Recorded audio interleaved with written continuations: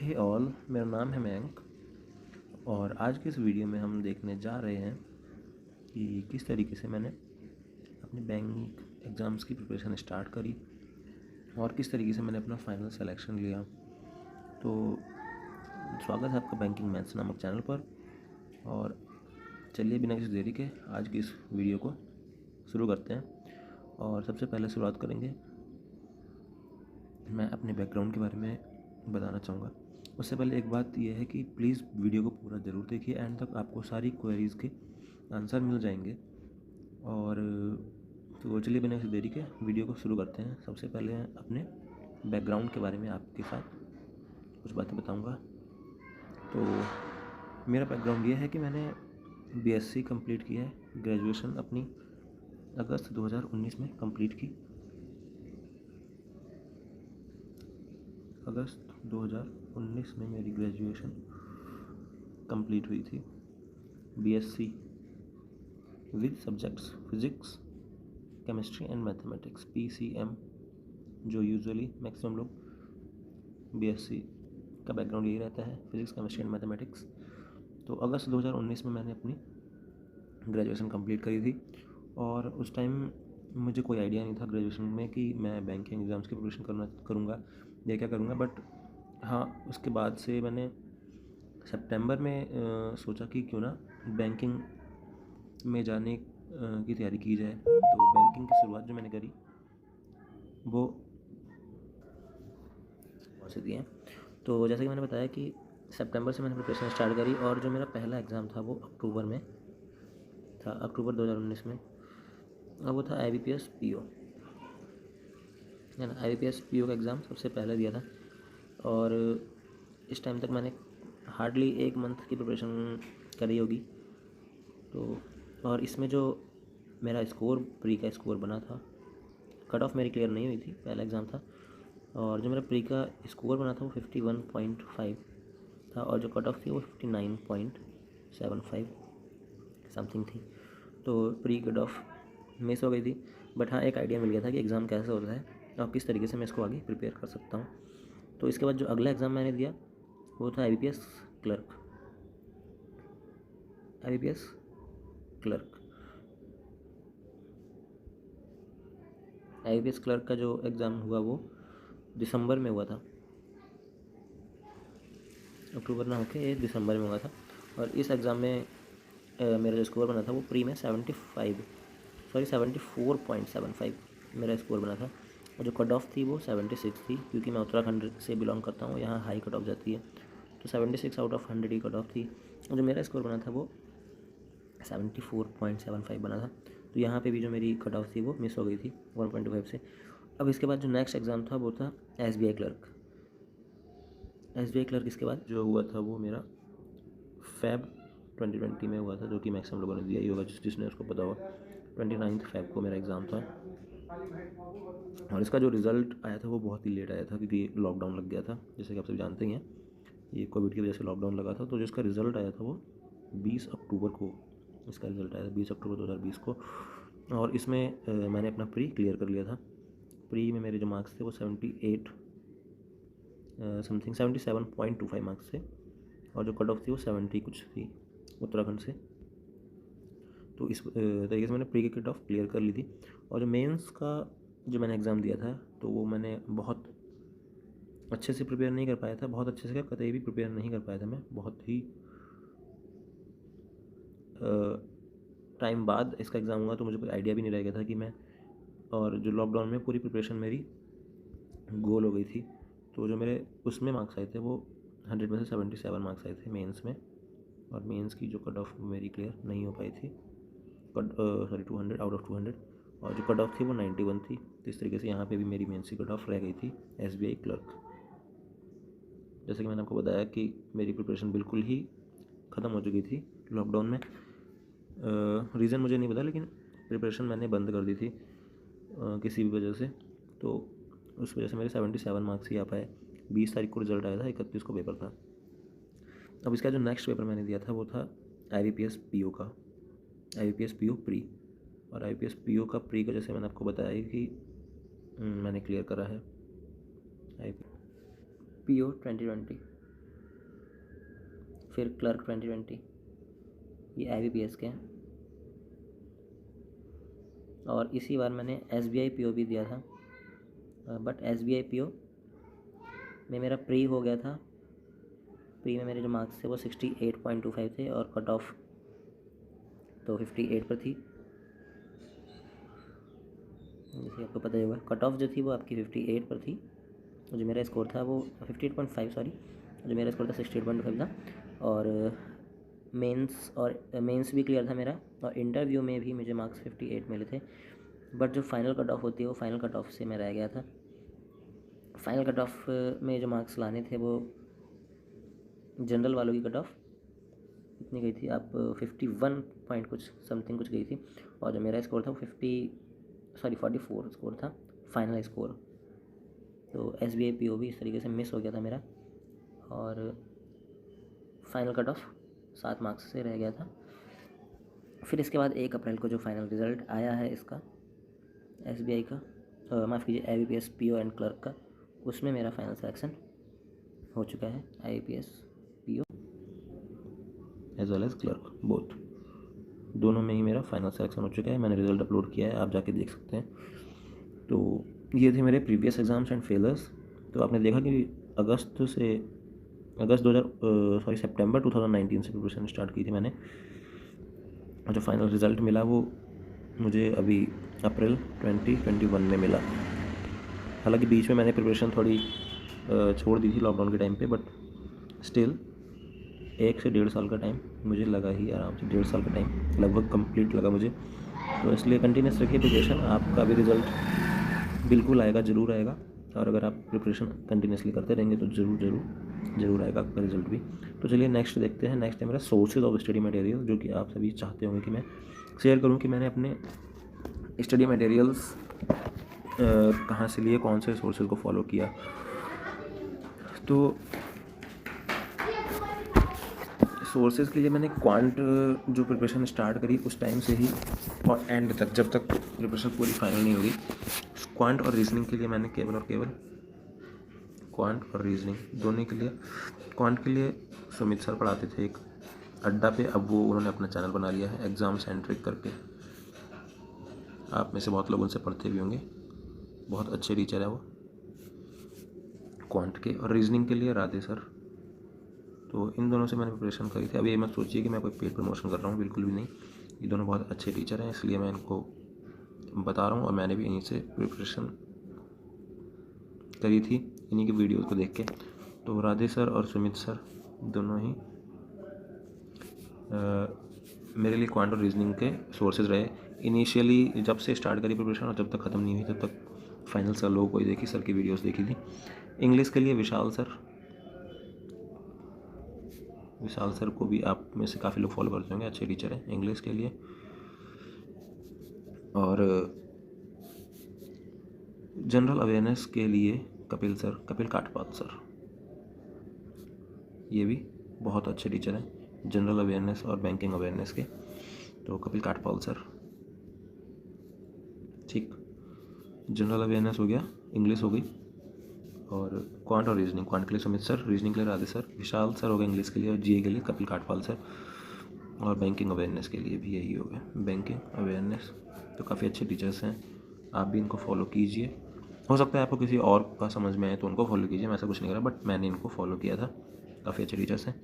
और मॉक्स के लिए मैंने कौन से प्लेटफॉर्म को फॉलो किया था, तो इनिशियली जब मैंने प्रिपरेशन स्टार्ट की थी तब मैंने अड्डा के मॉक्स लगाए थे। बट कुछ टाइम बाद मुझे जब मेंस की प्रिपरेशन करनी थी, तब मैंने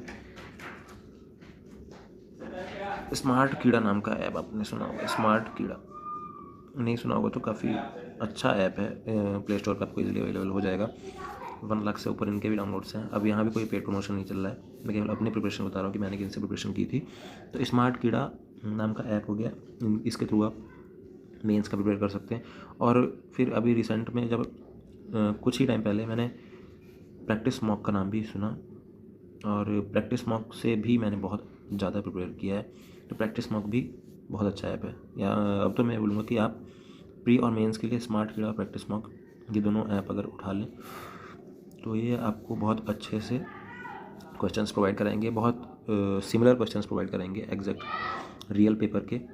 तो इन दोनों को आप फॉलो कर सकते हैं, स्मार्ट कीड़ा एंड प्रैक्टिस मॉक। इन्हीं दोनों को मैंने भी फॉलो किया था for pre as well as for mains, दोनों के लिए ही Smartkeeda and practice mock दोनों आपको प्ले स्टोर पर ईजिली अवेलेबल हो जाएंगे।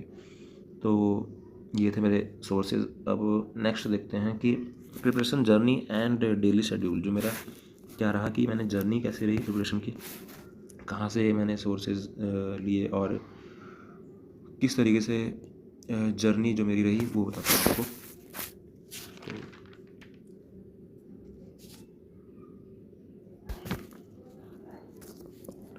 तो जैसा कि मैंने आपको बताया कि मैंने सितंबर से प्रिपरेशन स्टार्ट करी, सितंबर 2019 से।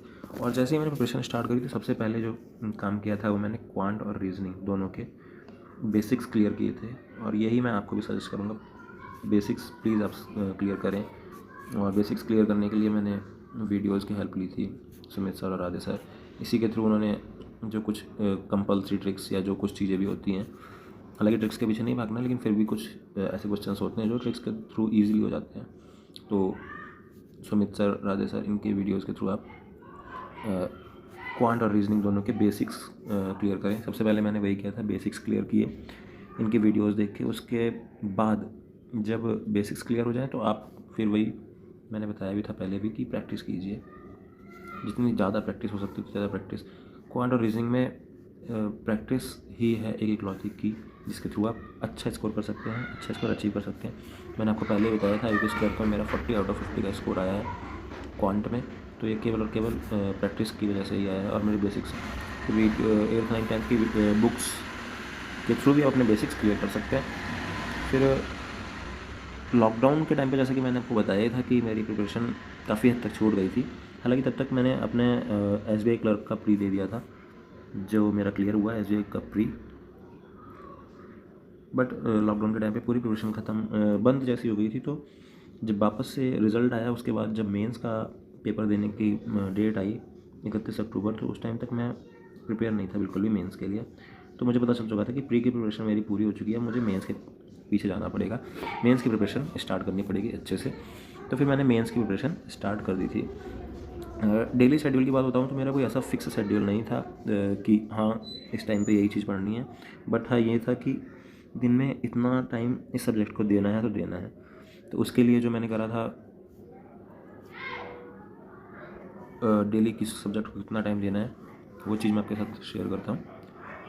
क्वांट को डेली 2 से 3 आवर दें, हालांकि 2 आवर भी सही है मेंस के लिए, मेंस लेवल के लिए 2 से 3 आवर। उसमें 2 से 3 आवर में क्या करेंगे, 1 आवर तो आपको वीडियो लेक्चर्स देखने हैं मेंस के लेवल के। उसके लिए आप मैंने क्या करा था, DI के लेक्चर्स देखे थे वही सुमित सर से, DI के लेक्चर्स। फिर 1 आवर उन्हीं जो भी सीखा है उसकी प्रैक्टिस कीजिए, या मेंस के लेवल के प्रैक्टिस कर सकते हैं। प्रैक्टिस के लिए वही 3 to 4 DIs। और ये DIs आपको मिलेंगे कहाँ प्रैक्टिस के लिए, वो आपको प्रैक्टिस मॉक पे, सेक्शनल मॉक में जाइए, वहाँ पे मेंस लेवल DI आपको ईजिली अवेलेबल हो जाएंगे P मॉक में। ठीक, P मॉक प्लेटफॉर्म पे आपको ईजिली अवेलेबल हो जाएंगे। तो उसके थ्रू और ऐसे 3 to 4 DIs plus 2 to 3 sectional मॉक्स, ये 1 घंटे की प्रैक्टिस आपकी यहीं से हो जाएगी। सेक्शनल मॉक्स ये बहुत ज़्यादा बड़े नहीं रहते हैं, 15-15 मिनट के रहते हैं। तो डरिए मत कि 45-45 मिनट वाले करने हैं, नहीं, 15 मिनट के मॉक्स आपको मिल जाएंगे। तो इसके थ्रू आप ईजिली प्रैक्टिस कर सकते हैं क्वांट की, जैसा कि मैंने की थी। 2 से 3 आवर्स तक क्लास, बाकी प्रैक्टिस। सेम रीजनिंग के लिए भी वही चीज़। रीजनिंग में क्या करना है, 1 आवर वीडियो लेक्चर में अपने बेसिक्स क्लियर कर सकते हैं हम दोबारा से, जो कुछ रह गए मेंस लेवल के, लाइक पजल के लेक्चर्स हो गए, सीटिंग अरेंजमेंट हो गए। इसके थ्रू आपको एक अप्रोच मिलती है, टीचर जो भी पढ़ाता है वो आपको एक अप्रोच देता है कि आपको किस तरीके से प्रिपेयर करना है। और टीचर की अप्रोच काफ़ी काम आती है क्योंकि उन्हें एक्सपीरियंस होता है। तो मैंने राधे सर के, जैसा कि आपको बताया था, राधे सर को फॉलो किया। तो आप पजल, सीटिंग अरेंजमेंट और इनपुट आउटपुट, है ना, इनपुट आउटपुट हो गया, तो और भी काफ़ी टॉपिक्स होते हैं मेंस लेवल के जो आते ही आते हैं, input output, puzzle, sitting arrangement और कोडिंग डिकोडिंग। तो ये भी आप प्रिपेयर कर सकते हैं। इनके लेक्चर्स देखिए 1 घंटे तक, फिर अगले 1 घंटे में आपको क्या करना है, उसी की प्रैक्टिस करनी है। 1 आवर प्रैक्टिस में 1 से 2 आवर इसकी हो जाए तो बहुत अच्छी बात है। रीजनिंग में प्रैक्टिस का बहुत ज़्यादा इंपॉर्टेंट है, रीजनिंग और क्वांट में प्रैक्टिस का बहुत ज़्यादा रोल रहता है। तो जैसा कि मैंने आपको बताया, प्रैक्टिस ज़्यादा से ज़्यादा कीजिए। तो प्रैक्टिस में वही वापस आपको प्रैक्टिस मॉक पे ही जाना है। पी मॉक में ही आपको वापस से सेक्शनल मॉक्स मिल जाएंगे। उसमें सीटिंग अरेंजमेंट मेंस लेवल की सीटिंग अरेंजमेंट हो गया और पजल्स हो गई, आपको मेंस लेवल के मिल जाएंगे। ये भी 15-15 मिनट्स के मॉक होंगे, इनको भी आप दे सकते हैं ईजिली। और ट्राई कीजिए 3 to 4 मॉक्स इसके भी आप सेक्शनल दें। तो यहाँ भी आपको 1 से 2 आवर की प्रैक्टिस हो जाएगी। और जहाँ से भी आपको कोशिश करनी है कि डेली 3 to 4 DIs और 3 to 4 puzzles plus seating arrangement करने ही करने हैं। 3 to 4 DIs, 3 to 4 puzzles plus seating arrangement, ये हो गया। अब नेक्स्ट हम चलते हैं इंग्लिश के लिए कि इंग्लिश को मैंने कितना टाइम दिया था डेली। तो इंग्लिश के लिए जो मैंने डेली टाइम दिया था, इंग्लिश को आप बहुत ज़्यादा टाइम मैं नहीं दे पाता था क्योंकि इंग्लिश में मुझे ज़्यादा इंटरेस्ट नहीं आता था। और उसी का नतीजा है कि मेरे मार्क्स भी बहुत ज़्यादा अच्छे नहीं हैं। बट फिर भी जो मैं करता था वो मैं बता देता हूँ कि अब मैं डेली 1 आवर देता था इंग्लिश को, खाली 1 आवर। इसमें मैं क्लास नहीं देखता था, इसमें मैं केवल रीडिंग पे फोकस रखता था। रीडिंग, अब रीडिंग आप अपने आप करें, न्यूज़पेपर जो टीचर्स पढ़ाते हैं उसके बजाय अपने आप रीडिंग करें। जो भी नए नए वर्ड्स आते हैं उनको तुरंत गूगल करके उनके मीनिंग्स देखिए और ऐसे करके आपको वोकैब भी तैयार होगी। तो न्यूज़पेपर रीडिंग कीजिए, प्लस नॉवेल पढ़ सकते हैं आप। अगर न्यूज़पेपर में इंटरेस्ट नहीं आता आपको तो नॉवेल भी पढ़ सकते हैं, नॉवेल भी अच्छा ऑप्शन है। और उसके अलावा सेक्शनल मॉक्स, जी ये इंपॉर्टेंट है, सेक्शनल मॉक्स दीजिए। इसके थ्रू भी आप वही बात इसके थ्रू भी आपकी रीडिंग ही इम्प्रूव होगी। सेक्शनल मॉक्स दीजिए। सेक्शनल मॉक्स आपको अड्डा पे मिल जाएंगे, वही अड्डा पे भी मिल जाएंगे, पी मॉक पे भी मिल जाएंगे। अड्डा के जो डेली मॉक्स आते हैं वो ज़रूर दीजिए। मेंस लेवल के आते ही आते हैं, वो डेली अपडेट करते हैं। वो 15-15 मिनट्स के होते हैं, उसमें आपको अपनी रैंकिंग मिलेगी, सब चीज़ें मिलती हैं। तो लेवल भी काफ़ी अच्छा रहता है, ना केवल इंग्लिश के लिए बल्कि आपको रीजनिंग और क्वांट सब के लिए मिल जाते हैं। तो ये भी ज़रूर अटैम्प्ट कीजिए, रीजनिंग प्लस क्वांट अड्डा। ये आपको डेली 15-15 मिनट के क्वेश्चंस मॉक देते हैं और उसमें आप क्वेश्चन प्रिपेयर कर सकते हैं। और ज़रूरी नहीं है कि आप 15 मिनट में ही प्रिपेयर करें, अगर जितने हो पाते हैं, नहीं तो क्वेश्चन सारे करने की कोशिश करें। जितने हो पाते हैं 15 मिनट बहुत सही है, नहीं तो मॉक रोकने के बाद दोबारा से जाइए, दोबारा से क्वेश्चन कीजिए और उनकी अप्रोच देखिए कि कैसी अप्रोच रही है उनकी। तो ये हो गया इंग्लिश के लिए।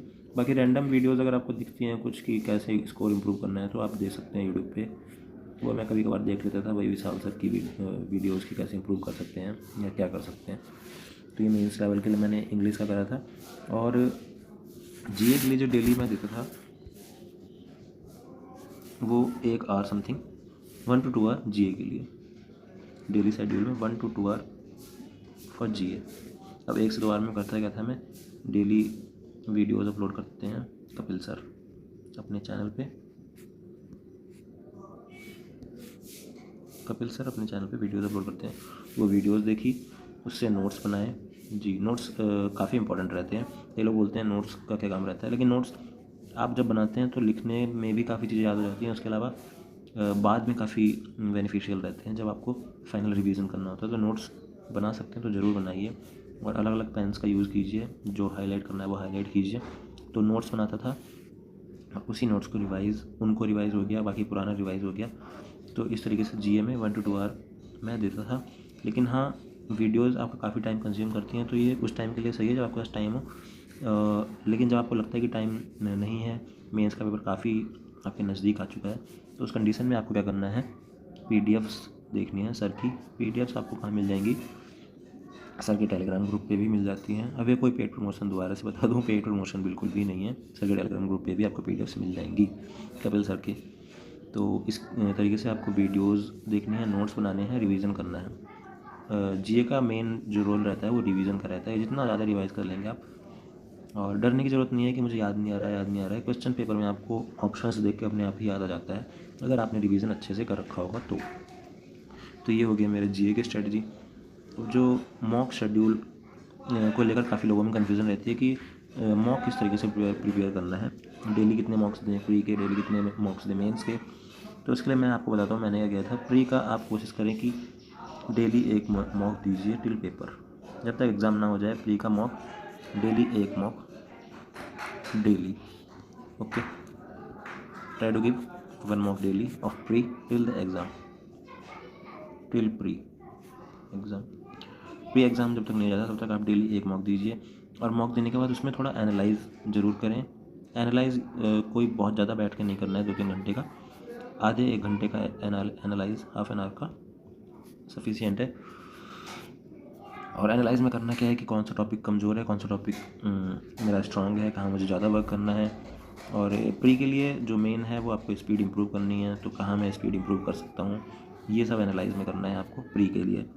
और जो मेंस के लिए करना है, तो मेंस के लिए ट्राई कीजिए 3 डेज़ में 1 मॉक इन 3 डेज़। और जब एग्ज़ाम्स नियर आ जाएँ, एग्ज़ाम्स नियर, देन 2 डेज़ में 1 मॉक मेंस का। तो ये हो गया मॉक शेड्यूल। तो चलिए इस पूरी चीज़ को हम अगर समराइज़ करके देखें कि किस तरीके से आपको प्रिपरेशन करनी है सब्जेक्ट वाइज। तो क्वांट और रीजनिंग में अपने बेसिक्स क्लियर करिए, माफ़ कीजिए, क्वांट और रीजनिंग में अपने बेसिक्स को जितना अच्छे से हो सके क्लियर कीजिए। और उसके बाद practice, basics plus practice for quant and reasoning. For English अपनी रीडिंग हैबिट्स सुधारिए, रीडिंग को इम्प्रूव कीजिए, इंटरेस्ट जगाइए थोड़ा इंग्लिश में, और इसके अलावा प्रैक्टिस, इसमें भी डेली मॉक्स की प्रैक्टिस। और लास्ट आता है जीए। तो जीए के लिए एक अच्छी सी जो बेसिक चीज़ है वो तो है आपका रिवीजन, लेकिन एक अच्छी ट्रिक बताता हूँ आपको। रिवीजन का एक अच्छा वे है कि आप जीए के जो सेक्शनल मॉक्स रहते हैं, जीए के मॉक्स वीकली आपको मिल जाएंगे पी मॉक पे। एक वीक के 2 मॉक, 2 मॉक्स मिल जाते हैं आपको पर वीक। मतलब जो भी एक मंथ होगा उसके जितने भी करंट अफेयर्स होंगे उसके 2 मॉक्स मिल जाते हैं। तो उन मॉक्स को मल्टीपल टाइम अटैम्प्ट कीजिए, मल्टीपल टाइम। लाइक एक बार अटैम्प्ट किया, उसको थोड़ा रिवाइज़ किया, 1-2 दिन बाद फिर से अटैम्प्ट कीजिए। तो मल्टीपल टाइम आप अटैम्प्ट करेंगे तो आपको पता भी नहीं चलेगा और अच्छे से याद हो जाएंगे आपको। मल्टीपल टाइम अटैम्प्ट करें मॉक्स को, उन मॉक्स को मल्टीपल टाइम, मतलब लाइक 3 से 4 बार एक मॉक को अटैम्प्ट कीजिए, तो आपको ईजिली क्वेश्चंस याद हो जाएंगे। उसके अलावा रिवीजन करते रहिए, जितना ज़्यादा आपने अपने नोट्स बनाए हैं तो नोट्स रिवाइज़ कीजिए, अदरवाइज़ पीडीएफ सर की हैं, पीडीएफ से रिवाइज़ कीजिए। तो ये हो गया आपका जीए के लिए, ये इंग्लिश के लिए, क्वांट और रीजनिंग के लिए बेसिक्स प्लस प्रैक्टिस। अब क्वांट और रीजनिंग का मैं कोशिश करूँगा कि अपने चैनल पर भी आपको प्रोवाइड करूँ आने वाले टाइम में, आने वाले वीडियो लेक्चर्स के थ्रू। मैं कोशिश करूँगा कि आपके क्वांट और रीजनिंग दोनों के बेसिक्स क्लियर कराऊँ और प्रैक्टिस भी कराऊँ, और क्या मेरा वे रहा था उस वे को आप तक पहुँचाऊँ आने वाले वीडियो लेक्चर्स में। यही मेरा एम है, यही मेरा टारगेट है कि मेरी तरफ से जितनी भी हेल्प हो सकती है मैं उतनी हेल्प आपकी करने की कोशिश करूँगा पूरी। उसके लिए आपको बस सपोर्ट करना है, चैनल को सब्सक्राइब कीजिए, शेयर कीजिए, और जो भी आपकी क्वेरीज़ हैं उनको कमेंट कॉलम में भी लिखिए। बाकी मैंने टेलीग्राम ग्रुप भी बनाया है, उसको भी ज्वाइन करके आप अपनी क्वेरीज़ पूछ सकते हैं सीधे टेलीग्राम में। ज़्यादा ईजिली मैं आपके साथ इंटरेक्ट कर सकता हूँ क्वेश्चंस के थ्रू, तो वहाँ भी आ सकते हैं, नहीं तो कमेंट कॉलम में भी अपनी क्वेरीज़ आप पोस्ट कर सकते हैं। और जिन क्वेरीज़ को आप पोस्ट करेंगे मैं उन्हें तुरंत के तुरंत आंसर भी करूँगा। कोशिश करूँगा कि नेक्स्ट वीडियोज़ में उन क्वेरीज़ को भी एड्रेस कर सकूँ। तो वीडियो को देखने के लिए बहुत बहुत बहुत धन्यवाद, और जानने के लिए बने रहिए बैंकिंग मैथ्स नामक चैनल पर, और आगे के वीडियोज़ में भी मैं इस तरीके से आपकी हेल्प करने की पूरी कोशिश करता रहूँगा। तो बहुत बहुत धन्यवाद, मिलते हैं अगली वीडियो में। टिल देन बाय बाय, और पढ़ते रहिए।